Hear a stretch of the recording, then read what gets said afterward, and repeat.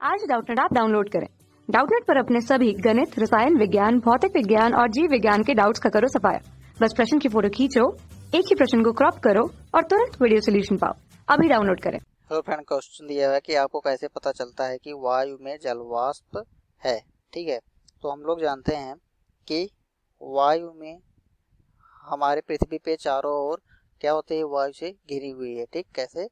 वायु की एक चादर से घिरी हुई होती है, जिसे हम क्या बोलते हैं, वायु मंडल कहते हैं, जिसमें हमारा क्या उपस्थित होता है, वायु में हमारी क्या क्या होती है। ठीक है, आपको कैसे पता चलता है कि वायु में जलवाष्प है। ठीक, तो हम लोग जानते हैं कि वायु में हमारी क्या क्या चीज़ें उपस्थित होती हैं। सबसे पहले वायु में हमारा जलवाष्प होता है। ठीक, और गैसें होती हैं। ठीक, और उन गैसों में जैसे कि ऑक्सीजन, नाइट्रोजन, कार्बन डाइऑक्साइड,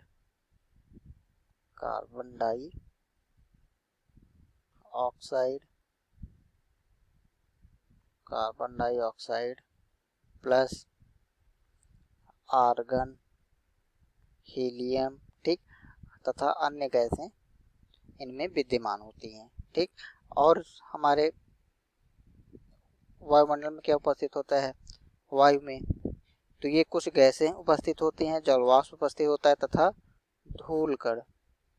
ठीक, धूलकण आप लोग देखते होंगे कि जब सूर्य की रोशनी पड़ती है, अगर आप खिड़की से कोई भी अगर छोटा सा छिद्र हो तो वहाँ पे अगर देखेंगे तो वहाँ पे रोशनी जो आती दिखाई पड़ती है, तो उसमें हम देखेंगे कि ऐसे गोल गोल छोटे छोटे धूलकण ना घूमते हुए क्या होते हैं, दिखाई पड़ते हैं।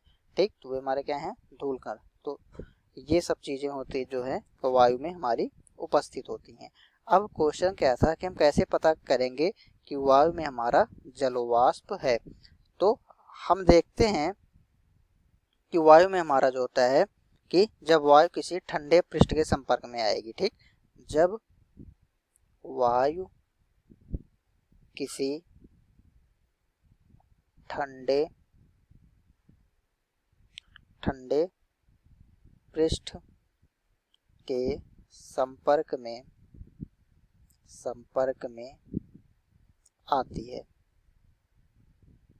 ठीक, जब वायु क्या होता है, हमारे किसी ठंडे पृष्ठ के संपर्क में आती है तो हम देखते हैं कि जो हमारा वह ठंडा पृष्ठ होता है तो इस पे छोटी छोटी बूंदें दिखाई पड़ती है। जैसे आप कभी देखे होंगे कि कोई भी एक बर्फ का टुकड़ा है।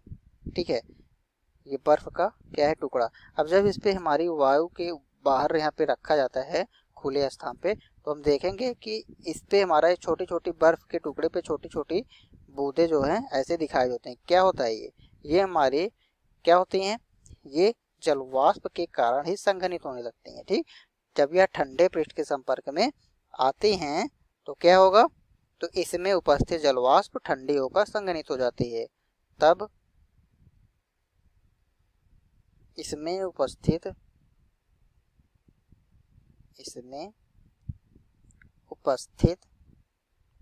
जलवाष्प ठंडी होकर क्या हो जाती हैं, संघनित हो